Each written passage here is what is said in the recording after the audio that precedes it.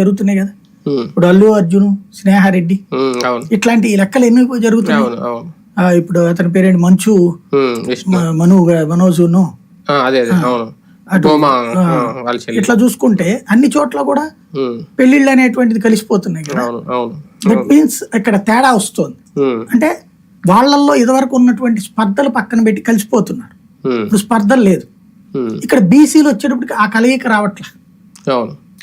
ఇంకోటి మేమంతా బీసీ అన్నటువంటిది రిజర్వేషన్ పొందే దగ్గర స్కూల్లోనో కాలేజీలోనో ఉద్యోగంలోనో చూస్తున్నారు తప్పించి, లేదా రాజకీయ పదవులు కింద స్థాయిలో చూస్తున్నారు తప్పించి, మా అందరిది ఒకటే, మా అందరికీ అభ్యున్నతి అన్నటువంటి పాయింట్లో ఈ పార్టీ మమ్మల్ని చూసుకుంటానంటుంది, ఈ పార్టీ మమ్మల్ని చూసుకుంటానంటుంది అనుకోవట్లే.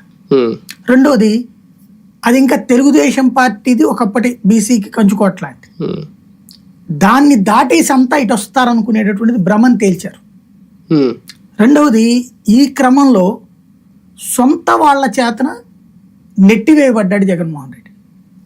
సొంత వాళ్ళ చేత తిరస్కరించబడ్డాడు. ఎలాగా?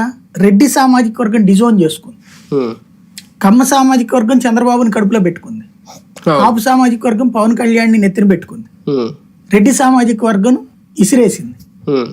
దానికి సాక్ష్యమే రాయలసీమలో 41 సీట్లు కూటమికి, ఆంధ్రప్రదేశ్ పుట్టాక ఇంతవరకు ఎప్పుడు రాలని, తెలుగుదేశం పార్టీ పుట్టాక ఎప్పుడు రాలా,